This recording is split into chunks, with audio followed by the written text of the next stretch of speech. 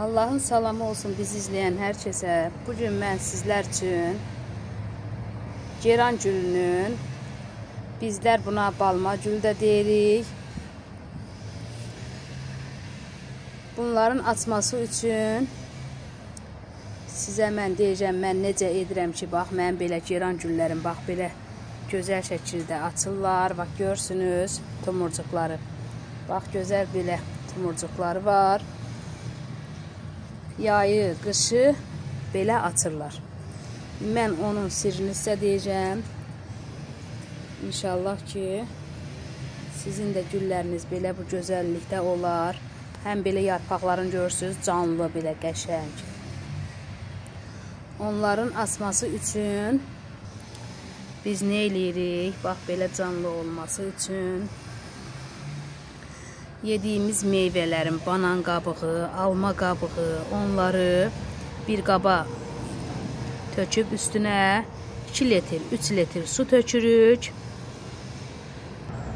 və o su bu qabın içində bir həftə kimi, belə 10 gün kimi saxlayırıq və onu yenidən güllərimizə veririk. Bir də onu qeyd edeyim ki, güllərinizin torpağını bərk etməyin. Güllərinizin torpağı bərk olanda suyu yaxşı əmmir və o suyu içində saxlayır və çürüməsinə mane olur. Çürüdür da, yəni o gülləri çürüdür. Çünki balmanın da bildiyiniz kimi qabında su qaldıqda balma çürüyür. Çünki suyu belə açan vaxtlarda, gül açan vaxtlarında bildiyiniz kimi güllərin də ən çox açdığı vaxt ən çox yazda açır. Söhbət yox, qışda da açır güllər, amma görürsünüz ki, yəni yazda kimi çox belə açmır da.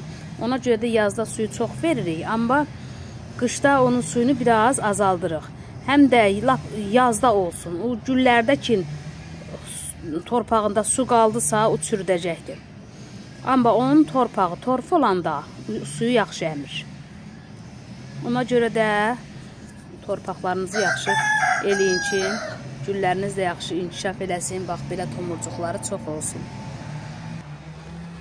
Mən həmişə qeyd eləmişəm ki, ən gözəl olması üçün güllərin onun torpağı yaxşı olmalıdır, münbit olmalıdır. Torpaqları yaxşı olanda yaxşı tomurcuqlayır, yaxşı açır. Burada gördüyünüz kimi, bax, belə bir qabın içində. Ola bilsin ki, bunda ayrıdır. Görürsünüz, bax, burada bu çiçək də ayrıdır. Bu çiçək də mən həmişə bir qaba 2-3 cür çilik əkirəm, bax, belə. Görək belə. Aha, bax, belə. 2-3 cür əkirəm. Bax, belə, bir qabda 2-3 cür açır. Burada görürsünüz, bax, bunların tomurcuqları çoxdur. Həmişə güllərinizi yaxşı torpaqlara əkin. Məni izlədiyiniz üçün təşəkkürümü bildirirəm.